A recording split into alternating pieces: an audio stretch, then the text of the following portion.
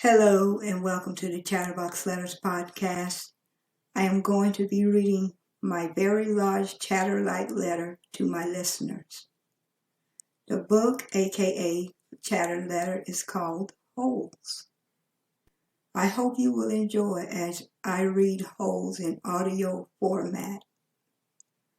I will be reading chapter by chapter, so it seems interesting as you are curious to know my whole story at its entirety. Introducing The Holes by Louis Sachar. I am on chapter 23. I've already got it open to chapter 23. Let's go ahead and do this.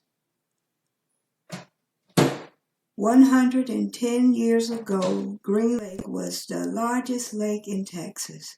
It was full of clear, cool water, and it sparkled like a giant emerald in the sun. It was especially beautiful in the spring when the peach trees, which lined the shore, blossomed with pink and rose blossoms. There was a town picnic on the 4th of July. They'd play games, dance, sing, and swim in the lake to keep cool. Prizes were awarded for the best peach pie and peach jam. A special prize was given every year. Miss Kathleen Barlow had her famous spiced peaches. No one else even tried to make spiced peaches because they knew none of them could be delicious as hers. Kate Barlow make a mean spicy peaches. Mean spicy peaches. Okay, let's continue. A special prize was given every year to Miss Kathleen Barlow for her fabulous spiced peaches. No one else even tried to make the spiced peaches because none of them would be delicious as hers. I just read that. Every summer, Miss Catherine would pick bushels of peaches and preserve them in jars with cinnamon, cloves, nutmeg, and other spices which she kept secret. Let's turn the page. The jarred peaches would last all winter. They probably would have lasted a bit longer than that, but they were always eaten by the end of winter. It was said the Green Lake was heaven on earth, and that Miss Catherine's spiced peaches were the food for the angels.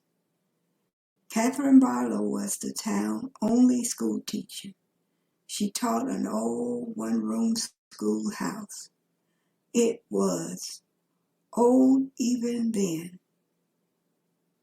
The roof leaked, the windows wouldn't open, the door hung crooked as on the bent hinges. Tried to see that. She was a wonderful teacher, full of knowledge and full of life. The children loved her.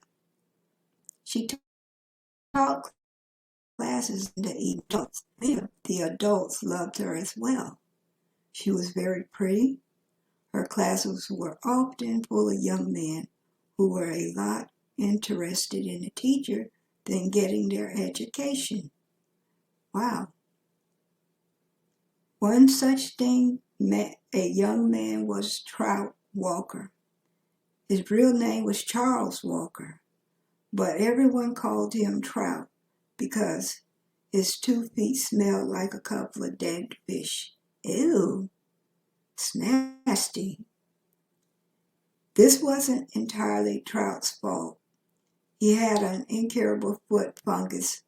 In fact, it was the same foot fungus that 110 years ago would later affect the famous baseball player Clyde Livingston. But at least Clyde Livingston showered every day. I take a bath every Sunday morning. Trout wouldn't brag whether I need it or not. Most of everyone in the town of Green Lake expected Miss Catherine to marry Trout Walker. He was the son of the rich man in the country. His family owned most of the peach trees and all the land on the east side of the lake. Wow. Trout often showed up at night. School teacher never paid attention. He walked in the class and was disrespected of his students around him. He was loud and stupid. Boy, tell you. A lot of men in the town were not educated. They didn't bother Miss Catherine. She knew they'd spent most of their day lives working on the farms and ranches and hadn't had much schooling. That was why she was there, to teach them. But Trout didn't want to learn. He seemed proud of being his stupidity self. Wow. How do you like to take a ride on my new boat this Saturday? He asked her one evening after class. No, thank you, said Miss Catherine. We've got a brand new boat, he said. You don't even want to row in it? Yes, I know, said Miss Catherine. Everyone in the town had seen and heard the Walker's new boat. It made a horrible, loud noise and screwy, ugly black smoke over the beautiful lake. Trout had always gotten everything he wanted, everything he ever wanted, and then some. He found it hard to believe that Miss Catherine had turned him down. He pointed his finger at her and said, "No one ever says no to Charlie." Wow, I believe I just did, said Catherine Barlow. Wow. Stick his finger in her face? Because she said no? Oh, he wanted a yes all the time, even rowing in his boat. For a man with smelly feet, like fish. Wow. Oh, boy. And the way it seemed that he didn't shower every day as much as this guy Clyde Livingston in the story. This chapter was all about Catherine Barlow and her life. Wow. That was brutal, I'm telling you. Okay, I want everyone to like, share, subscribe to my podcast. Hit that notification button to know once I go live. Ring that bell for updates on my podcast.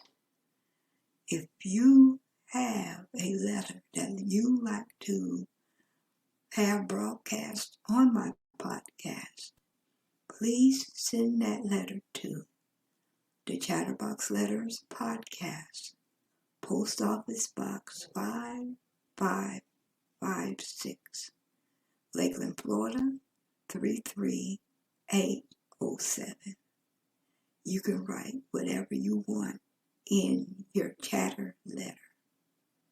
I just like for you to please keep it clean, your words clear and discreet. I just want to say thank you, everyone, for tuning in. Please don't hesitate to send your chatter letter.